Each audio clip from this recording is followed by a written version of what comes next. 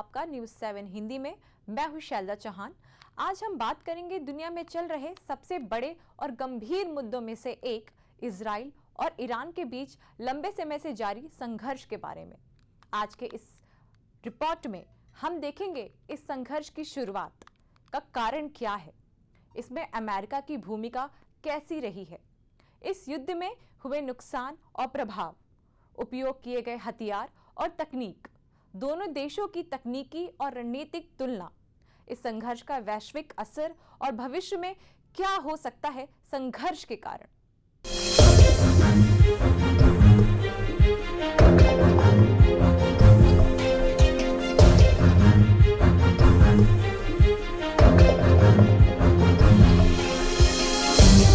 Israel और Iran के बीच ये टकराव मुख्य रूप से ईरान के परमाणु कार्यक्रम और मध्य पूर्व में बढ़ते प्रभाव के कारण शुरू हुआ।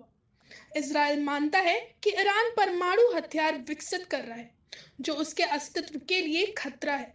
क्षेत्रीय शक्ति संघर्ष और प्रॉक्सी युद्ध ने भी टकराव को बढ़ाया। ईरान के समर्थित समूहों ने क्षेत्र में अपनी पकड़ मजबूत कर दी है, जिससे इजराइल और उसके सहयोगियों में सुरक्षा की चिंता बढ़ी है।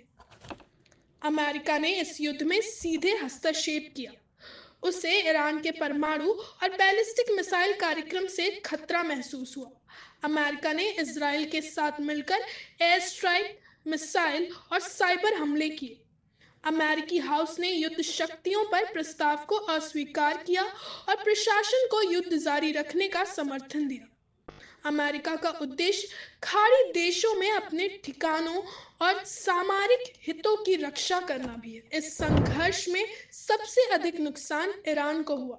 सैकड़ों लोग मारे गए और नागरिक संरचनाएं नष्ट हुई। इजराइल में दर्जनों घायल हुए और कुछ मृतक भी हुए।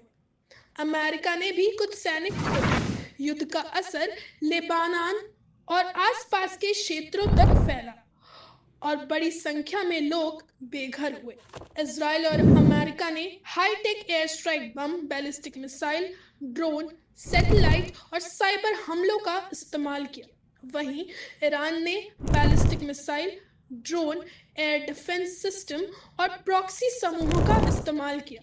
ये युद्ध केवल पारंपरिक हथियारों तक सीमित नहीं, बल्कि तकनीकी और साइबर युद्ध का भी उदाहरण है। तकनीकी दृष्टि से इजराइल और अमेरिका मजबूत हैं। उनके पास बड़ी एयरफोर्स, उन्नत मिसाइल और सैटेलाइट सिस्टम है। ईरान क्षेत्रीय समर्थन और प्रतिरोधी नेटवर्क पर अधिक भरोसा करता है। परमाणु क्षमता के मामले में स्थिति विवादित है। वैश्विक समर्थन में इजराइल और अमेरिका को अधिक समर्थन मिला है, जबकि ईरान कई मुस्लिम देशों के अप्रत्यक्ष समर्थन पर निर्भर है।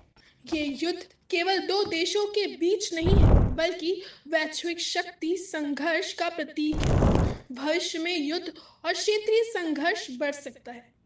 राजनीतिक और कूटनीतिक दबाव बढ़ेंगे। खाड़ी में तेल और गैस की कीमतों पर असर पड़ेगा।